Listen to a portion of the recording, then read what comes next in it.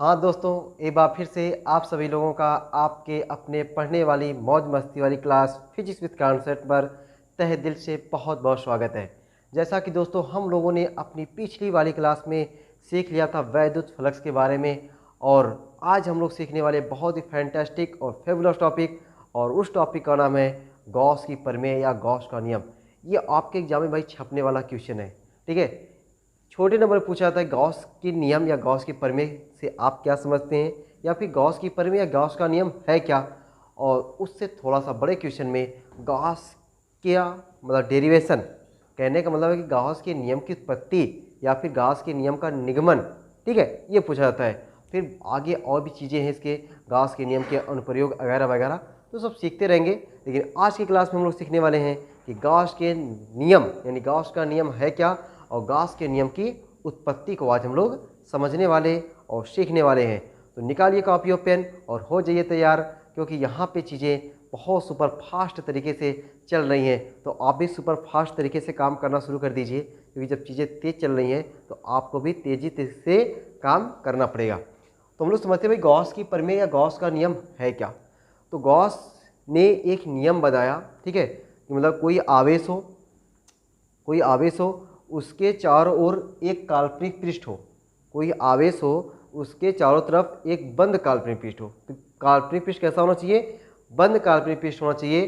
तो उस बंद काल्पनिक पृष्ठ से होकर गुजरने वाला वैद्युत फ्लक्स, ठीक है, काल्पनिक पृष्ठ से यानी बंद काल्पनिक पृष्ठ से होकर गुजरने वाला क्या वैद्युत फ्लक्स क्या होता है? कुल आवेश का, यानी उस बंद पृष्ठ के अंदर कितना आवेश है, कुल आवेश का 1/ε0 गुना होता है।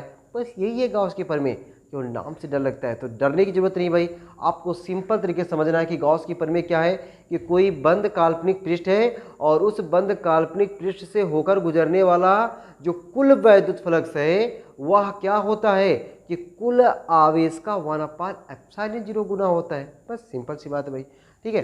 तो यहाँ पे मैं आपको चीज़ें लिख दिया हूँ कि क्या, कि किसी बंद काल्पनिक पृष्ठ से, कैसा काल्पनिक पृष्ठ होना चाहिए? बंद काल्पनिक पृष्ठ होना चाहिए। उस बंद काल्पनिक पृष्ठ से होकर गुजरने वाला जो वैद्युत फ्लक्स है, क्या वैद्युत फ्लक्स है, वह समस्त आवेश का क्या होता है? 1/ε0 गुना होता है। अर्थात हम कह सकते हैं, अर्थात हम लोग क्या कह सकते हैं कि भाई जो फाई है, फाई मतलब कि वैद्युत फ्लक्स, और वैद्युत फ्लक्स क्या होता है कि वैद्युत क्षेत्र में स्थित किसी काल्पनिक पृष्ठ से होकर गुजरने वाली वैद्युत बल रेखाओं की संख्या की माप। तो ये जो वैद्युत फ्लक्स है, यह वैद्युत फ्लक्स क्या होगा? बराबर होगा किसके? समस्त आवेश के 1/ε0 गुना, इसको क्या बोलेंगे? कुल आवेश का 1/ε0 गुना के बराबर होता है कौन? गुजरने वाला वैद्युत फ्लक्स, गुजरने वाला वैद्युत फ्लक्स। यही भाई क्या है? आपका गॉस की प्रमेय है, ठीक है। ये क्या है? गॉस की प्रमेय है। अब इस गॉस की प्रमेय का हमको क्या देखना है? डेरिवेशन देखना है। नहीं, ये हम डेरिवेशन मतलब समझ रहे हो कि हमको ये फाई बराबर क्यों अपान ε0 हम लोग कैसे निकालेंगे, इसको हम लोग सीखने वाले हैं। तो इसको सीखने से पहले मैं एक बार आपको और बता देना चाहता हूँ कि वैद्युत फ्लक्स क्या होता है। कि वैद्युत क्षेत्र में कोई काल्पनिक पृष्ठ रखा गया है, उस काल्पनिक पृष्ठ से होकर गुजरने वाली वैद्युत बल रेखाओं की संख्या की माप वैद्युत फ्लक्स कहलाती है। इसका मात्रक बीमा हमने बता दिया था, मात्रा भाई इसका याद रख लेना है। मात्रा क्या होता है? न्यूटन मीटर स्क्वायर प्रति कूलम। एक और मात्रा बताया था जो एग्जाम में बहुत बार पूछा जाता है, वोल्ट मीटर, ठीक है। बाकी इसकी बीमा तो आपको याद ही होगी। ये कैसी राशि है? कौन? वैद्युत फ्लक्स। वैद्युत फ्लक्स अदिश भौतिक राशि है, ठीक है। तो अब हम लोग क्या देखने वाले हैं कि गॉस की प्रमेय का डेरिवेशन। गॉस की प्रमेय का डेरिवेशन देखते भाई। तो गॉस की प्रमेय का डेरिवेशन देखने के लिए, ठीक ना, गॉस की प्रमेय का डेरिवेशन देखने के लिए पहले इस फिगर को प्यार से समझते हैं। ऐसे प्यार से, किसको? फिगर को। ये देखो भाई, मान लो कि ये कोई क्या है? प्लस क्यों आवेश है। ये क्या है मान क्या लेने की जरूरत है, ये है कि ये क्या है? प्लस क्यों आवेश है।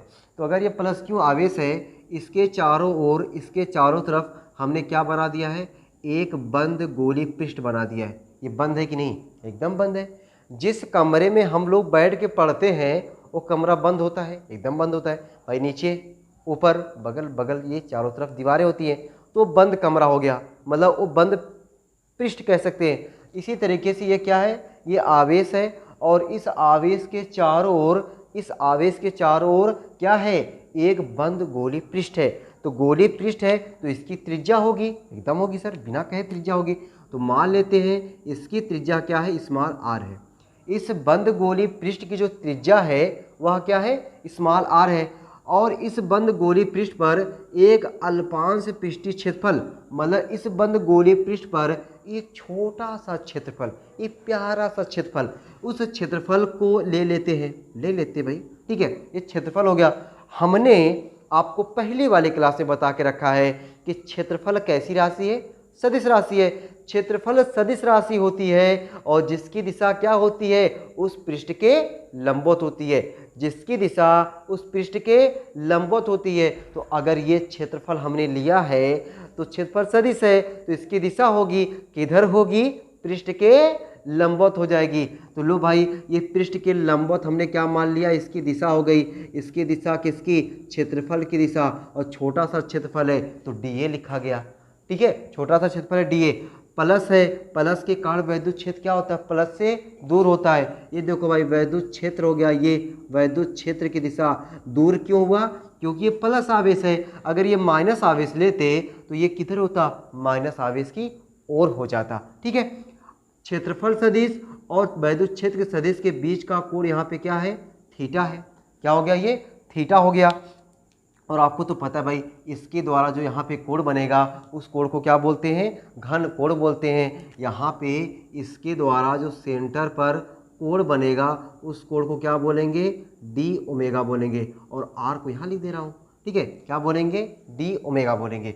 तो अब हम लोग गॉस की प्रमेय का डेरिवेशन समझते हैं। अगर आपको लग रहा है कि यहाँ पे शब्द लिखने की ज़रूरत है तो आप लोग प्यारा सा शब्द लिख सकते हो, मुश्किल से 2-3 लाइन का, ठीक है। बहुत ज़्यादा शब्द लिखने की, राम कथा प्रेम कथा लिखने की जरूरत नहीं है, क्योंकि उस पर ज़्यादा कोई नोटिस नहीं करता है, ठीक है। तो हम लोग को शब्द समझना जरूर है, भाई शब्द लिख क्या सकते हैं, सब लिख क्या सकते हैं, बस ये तो समझना है, ठीक है। लिखने की इच्छा है तो लिखते हैं भाई, क्या लिख सकते हैं, माना एक बिंदु आवेश प्लस क्यू, है ना, माना एक स्थिर बिंदु आवेश, क्योंकि भाई गॉस की प्रमेय या फिर कूलॉम का नियम सबके लिए हम लोग स्थिर वैद्युत की पढ़ रहे हैं, तो यहाँ पे सब जगह आवेश हमारा बेचारा स्थिर रहने वाला है ना। तो माना एक स्थिर बिंदु आवेश प्लस क्यू, माना एक स्थिर बिंदु आवेश प्लस क्यू जिसके चारों ओर स्मॉल आर त्रिज्या का एक गोली पृष्ठ है, ठीक है। माना एक स्थिर बिंदु आवेश प्लस क्यू जिसके चारों ओर स्मॉल आर त्रिज्या का एक बंद गोली पृष्ठ है। इस बंद गोली पृष्ठ पर एक अल्पांश पृष्ठीय क्षेत्रफल डी ए, इस बंद गोली पृष्ठ पर एक अल्पांश पृष्ठीय क्षेत्रफल डी ए इस प्रकार लिया गया है कि यह वैद्युत क्षेत्र के साथ थीटा कोण पर झुका है ना। भाई वैद्युत क्षेत्र इधर है, क्षेत्रफल सदिश उधर है, दोनों के बीच में थीटा एंगल है, तो इस प्रकार से लिया गया है कि इनके बीच का कोण थीटा है, ठीक है। यदि इस अल्पांश पृष्ठीय क्षेत्रफल से, मतलब डीए से, यदि अल्पांश पृष्ठीय क्षेत्रफल डीए से होकर गुजरने वाला वैद्युत फ्लक्स डी फाई हो, तो भाई छोटे से क्षेत्रफल से छोटा सा वैद्युत फ्लक्स, बड़े से क्षेत्रफल से ज़्यादा वैद्युत फ्लक्स, है ना। तो छोटे से क्षेत्रफल, तो छोटा क्षेत्रफल को क्या बोलेंगे, अल्पांश पृष्ठीय क्षेत्रफल। तो इस अल्पांश पृष्ठीय क्षेत्रफल से होकर गुजरने वाला वैद्युत फ्लक्स क्या हो, डी फाई हो, ठीक है। तो ये चीज़ आप लिख सकते हैं ना, क्या लिख सकते हैं भाई, यदि अल्पांश पृष्ठीय क्षेत्रफल, अल्पांश पृष्ठीय क्षेत्रफल जिसे कह सकते हैं डी ए, छोटा सा क्षेत्रफल है तो डी ए, यदि अल्पांश पृष्ठीय क्षेत्रफल डी ए से होकर गुजरने वाला क्या, वैद्युत फ्लक्स, गुजरने वाला वैद्युत फ्लक्स क्या होगा भाई, डी फाई हो ना, क्या हो, डी फाई हो, तो क्या हो जाएगा, डी फाई बराबर vector E dot vector D A. कल वाली क्लास में परिभाषा ही बताया गया है ना कि वैद्युत फ्लक्स की परिभाषा ही होता है vector E dot vector A. तो यहाँ पे ए का काम कौन कर रहा है, डी ए कर रहा है, तो डी फाई बराबर vector E dot vector D A. तो डी फाई बराबर क्या हो जाएगा, E D a cos theta, हो जाएगा ना। डी फाई बराबर क्या हो गया, E D a cos theta. अब भाई हमें क्या चाहिए, संपूर्ण के द्वारा, ठीक है, पूरे से पृष्ठ के द्वारा चाहिए। तो पूरे से पृष्ठ के द्वारा से करने से पहले हम लोग यहाँ पे ई का मान रख सकते हैं। अब ई का मान कौन सा होगा भाई, देखो ये बिंदु आवेश हो गया, इस बिंदु आवेश से r मीटर की दूरी पर वैद्युत क्षेत्र की तीव्रता। बिंदु आवेश वाला सूत्र लगा कि नहीं, बिंदु आवेश वाला सूत्र जो हम लोग पढ़े हैं, तो डी फाई बराबर क्या हो जाएगा, ई की जगह पे 1/4 pi epsilon 0 q upon r square d a cos theta, d a cos theta. ये बात क्लियर ना, हमने भाई ई का मान रख दिया हुआ है 1/4 pi epsilon 0 q upon r square. इधर देखें भाई जरा, डी फाई बराबर क्या हो गया, 1/4 पाई एप्सिलॉन 0 क्यू क्यू, ठीक है, डी ए कॉस थीटा बटे आर स्क्वायर। इसके बारे में कल बताया गया था ना। अगर भाई कल वाली क्लास आपने नहीं देखा है, मतलब पार्ट 1 नहीं देखा है, तो समझिए कि आपको थोड़ा सा कम समझ में आने वाला है। तो आपको लगेगा कि मुझे कहीं न कहीं ये चीज़ याद तो करने की जरूरत नहीं पड़ रही है, ऐसा लगेगा। लेकिन अगर आप पार्ट 1 देखे रहेंगे तब आपको ऐसा लगने वाला नहीं है। क्यों, क्योंकि आपने देखा था कि पार्ट 1 में डी ए कॉस थीटा बटे आर स्क्वायर को हमने क्या बताया था, डी ओमेगा बताया था। कैसे बताया था, ये हमने पार्ट 1 में बता के रखा हुआ है। तो डी ए कॉस थीटा बटे आर स्क्वायर की जगह पे क्या हो जाएगा, डी ओमेगा हो जाएगा। क्या हो जाएगा, डी ओमेगा। तो आपका डी फाई बराबर क्या बचा भाई, 1/4 pi epsilon 0 Q into D omega. ये डी ओमेगा किसकी जगह पे लिखा सर हमने, ये डी ओमेगा हमने लिख दिया डी ए कॉस थीटा बटे आर स्क्वायर की जगह पे, डी ए कॉस थीटा बटे आर स्क्वायर की जगह पे। हमने कल बताया था डी ओमेगा बराबर होता है डी ए बटे आर स्क्वायर। वही अगर हमारा पृष्ठीय क्षेत्रफल वैद्युत क्षेत्र के साथ थीटा कोण पर झुका रहेगा, तब उस दशा में डी ओमेगा बराबर क्या हो जाएगा, डी ए कॉस थीटा बटे आर स्क्वायर हो जाएगा। तो वही चीज़ है यहाँ पे, ये वही चीज़ है ना। ये क्या हो गया भाई, डी फाई बराबर। तो अब हम लोग क्या कर दे, संपूर्ण पृष्ठ के लिए, ये छोटे से पृष्ठ के द्वारा आया है तो संपूर्ण पृष्ठ के लिए कर देते हैं। किसके लिए, संपूर्ण पृष्ठ के लिए, संपूर्ण पृष्ठीय भाग के लिए, संपूर्ण पृष्ठीय भाग के लिए, संपूर्ण पृष्ठीय भाग के लिए, संपूर्ण पृष्ठीय भाग के लिए क्या करते हैं, समाकलन करते हैं। क्या करते हैं, समाकलन। ये देखो समाकलन का चिन्ह हुआ, और ये हुआ संपूर्ण पृष्ठीय भाग के लिए डी फाई बराबर समाकलन संपूर्ण के लिए 1/4 pi epsilon 0 Q into D omega. जिसके साथ डी लगा है वही आपका अंदर रहेगा, वही वाला पद, उससे मिलता जुलता पद वही केवल अंदर रहेगा, बाकी सबको बाहर कर देना है। तो भाई सब बाहर हो जाओगे, कौन कौन, 1/4 पाई एप्सिलॉन 0 क्यू बाहर हो जाएंगे, ठीक है। तो समाकलन डी फाई बराबर 1/4 पाई एप्सिलॉन 0 क्यू बाहर, समाकलन डी ओमेगा। क्या हो गया, समाकलन डी ओमेगा। और डी ओमेगा हमने बताया कि अगर डी के आगे कुछ नहीं है तो समझो बगल वाला पीछे वाला वही उसका समाकलन। यहाँ पे डी के आगे कुछ नहीं है तो उसका पीछे वाला वही समाकलन। यहाँ पे समाकलन फाई और यहाँ पे समाकलन ओमेगा, ठीक है। तो यहाँ पे क्या हो जाएगा, फाई बराबर, ठीक है, फाई बराबर क्या मिला भाई, 1/4 पाई एप्सिलॉन 0 क्यू और डी ओमेगा का ओमेगा हो गया, डी ओमेगा का ओमेगा हो गया। अब ये ओमेगा क्या है, ये जो ओमेगा है सर, ये ओमेगा पूरे पृष्ठ के द्वारा केंद्र पर बनाया गया कोण। ये तो अभी आया छोटे से पृष्ठ के द्वारा केंद्र पर बनाया गया कोण, लेकिन जो ओमेगा होता है पूरे पृष्ठ के द्वारा केंद्र पर बनाया गया कोण। पूरा मतलब संपूर्ण पृष्ठ के द्वारा, और संपूर्ण पृष्ठ के द्वारा केंद्र पर कितना कोण बनाया जाता है, 4 पाई बना जाता है। कितना कोण बनता है, 4 पाई बनता है। किसके कारण, संपूर्ण पृष्ठ के कारण। तो संपूर्ण पृष्ठ के कारण जो केंद्र पर कोण बनेगा वह 4 पाई बनेगा। तो हम लोग ओमेगा की जगह पे क्या लिख देंगे, 4 पाई लिख देंगे। क्या लिख देंगे, 4 पाई। लो भाई 4 पाई हो गया, 4 पाई से शहीद हो गया। बचा क्या आपका, फाई बराबर क्यू अपान एप्सिलॉन 0। अरे वाह, यही तो है आपका गॉस की प्रमेय का डेरिवेशन। यही तो है गॉस की प्रमेय का डेरिवेशन। देखो फाई बराबर क्यू गुणे 1/ε0 लिखो या Q/ε0, दोनों बात क्या है, एक ही है। तो आपने देखा कि ये क्या है, गॉस की प्रमेय का डेरिवेशन है, गॉस की प्रमेय का निगमन है। कितने आसान तरीके से, अगर आपने कोण, समतली कोण, घन कोण और वैद्युत फ्लक्स देखा हुआ है तो आपको लगेगा कि सर एकदम घन कोण, समतली कोण और वैद्युत फ्लक्स और ये गॉस की प्रमेय, सबकी लैंग्वेज, सबका एक लिखने का तरीका एकदम सब एक जैसा ही है। और तभी तो मज़ा है, जब सब चीज़ों का लैंग्वेज एक जैसा होता है तब समझने में, पढ़ने में, सब कुछ करने में बहुत ही आसानी होती है। तो आपको बहुत ही आसान लगा होगा ये गॉस की प्रमेय। आपने देखा किस तरीके से इसको निकाला गया है, स्क्रीनशॉट या फिर जिस तरीके से आप लोग लिख सकते हो उसको लिख लें भाई। तो ये रहा आपकी गॉस की प्रमेय, ठीक है। और थोड़ा सा हम लोग नोट पॉइंट पे चर्चा करते हैं गॉस के प्रमेय पर, वो देखो कैसे क्या है भाई, ठीक है। तो मिटाते हैं इसको और आगे थोड़ा सा और समझते हैं, आगे समझते भी हैं और आगे इस गॉस के नियम पर एक आध दो सवाल भी लगाते हैं ना, ताकि लगे भाई हमने जो गॉस की प्रमेय पढ़ा हुआ है, अगर गॉस की प्रमेय पर कोई सवाल आता है उस सवाल को हम लोग छाप देंगे, ठीक है। तो ये रहा, हमने ऐसा पृष्ठ लिखा, ऐसा पृष्ठ लिया था जिसमें केवल क्या था, केवल एक ही आवेश था, जिसमें क्या था, केवल एक ही आवेश था। अगर मान के चलिए हमने ऐसा पृष्ठ लिया है उसमें कई सारे आवेश हों, ढेर सारे आवेश हों, तब कैसे क्या होगा। देखो जरा, ये हमने कोई काल्पनिक पृष्ठ ले लिया है। कैसा पृष्ठ सर, आलू के जैसा है।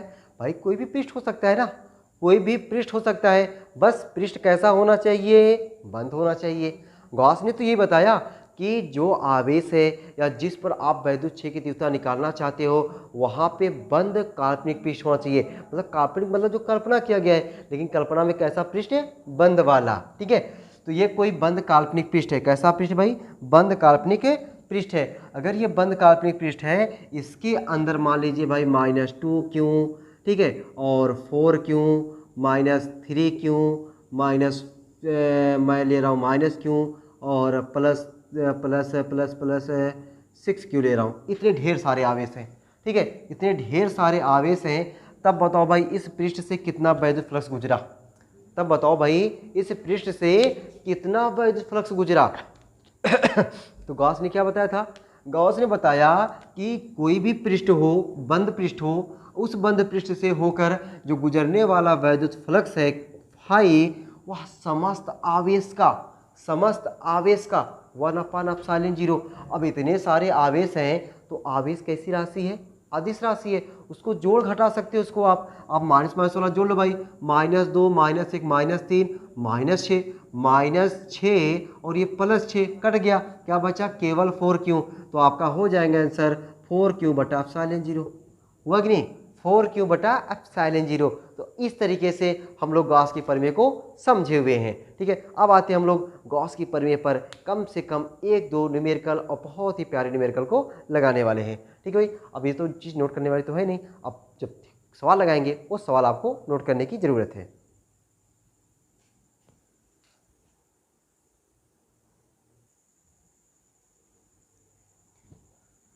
हाँ भाई, तो हम लोग अब गॉस की प्रमेय पढ़ चुके हैं ना। अब गॉस की प्रमेय पर बहुत ही आसान क्वेश्चन, ठीक है, आपको लगेगा कि हाँ है आसान, ठीक है, बस क्यों समझने की ज़रूरत है। तो क्वेश्चन मैंने 3 क्वेश्चन लिखा हुआ है, जिसमें से 2 गॉस की प्रमेय पर और 1 वैद्युत फ्लक्स पर। आपको लगेगा सर इतनी आसान सवाल क्यों दे रहे हैं आप। देखिए भाई, पहला क्वेश्चन आपको यहाँ पर लिखा हुआ है, ये आपका पहला क्वेश्चन है, ये आपका दूसरा क्वेश्चन है और ये आपका तीसरा क्वेश्चन है। पहला क्वेश्चन लिखा हुआ है, यदि 17.7 पिको कुलाम आवेश यानी कि आवेश दिया हुआ है, आवेश का मान किस में दिया है, पिको कुलाम में दिया हुआ है। तो 17.7 पिको कुलाम आवेश 10 सेंटीमीटर भुजा वाले घन के केंद्र पर रखा हो। कहाँ पे रखा हो, घन के केंद्र पर रखा हो। तो घन की प्रत्येक सतह से निकलने वाला वैद्युत फ्लक्स ज्ञात कीजिए। तो घन तो भाई सब लोग जानते होंगे ना, घन होता क्या है, देख लो। ये देखो भाई आपका है घन, ये ऐसे और ये समझो ऐसे ऐसे ऐसे, ये आपका क्या बन गया, ये आपका बन गया घन, ठीक है। ये क्या है, घन है। इस घन के सेंटर पर, यहाँ पर सेंटर पर क्या रखा है, 10 सेंटीमीटर भुजा, और इस घन की प्रति भुजा क्या 10 सेंटीमीटर है। तो अपने गॉस की प्रमेय पढ़ा, तो गॉस की प्रमेय में कहीं भी आपको भुजा की जरूरत पड़ी नहीं ना, किसकी जरूरत पड़ी, केवल आवेश बटा एप्सिलॉन 0। आवेश बटा एप्सिलॉन जीरो, समस्त आवेश बटा एप्सिलॉन जीरो, बस।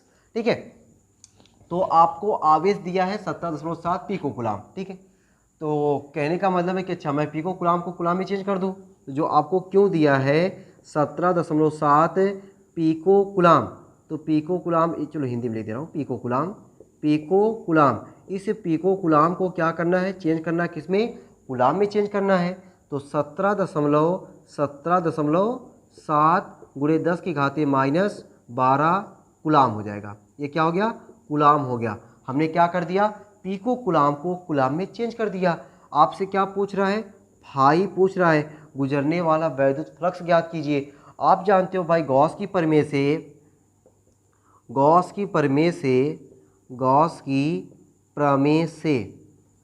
प्रमेय से फाई बराबर क्या होता है, क्यू अपान एप्सिलॉन जीरो। फाई बराबर क्यू अपान एप्सिलॉन जीरो। अब आपको समझना है कि अगर ये घन है तो घन में कितने सतह होते हैं। यहाँ पे लिखा ना प्रत्येक सतह, कहीं सतह लिखेगा तो कहीं फलक लिखेगा। देखो यहाँ पे फलक लिखा हुआ है, यहाँ पे लिखा हुआ है एक फलक। तो जो बात फलक होता है वही चीज़ आपका सतह होता है। तो चाहे बात सतह की जाए चाहे बात फलक की जाए, दोनों बात एक ही है, दोनों बात एक ही है। तो यहाँ पे सतह की बात हो रही है चाहे फलक की बात हो, तो दोनों बात एक ही है। तो घन में कितने सतह या कितने फलक होते हैं, तो घन में 6 सतह या 6 फलक होते हैं। कितने फलक होते हैं, 6 सतह। तो ये जो आया गॉस की प्रमेय से फाई बराबर क्यू अपान एप्सिलॉन जीरो, ये 6 सतह से होकर गुजरने वाला क्या है, मतलब भाई पूरे घन से गुजरने वाला वैद्युत फ्लक्स, और पूरे घन मतलब 6 सतह से गुजरने वाला वैद्युत फ्लक्स। और हमको चाहिए कितना, एक सतह से चाहिए। तो एक सतह से गुजरने वाला वैद्युत फ्लक्स क्या हो जाएगा, एक सतह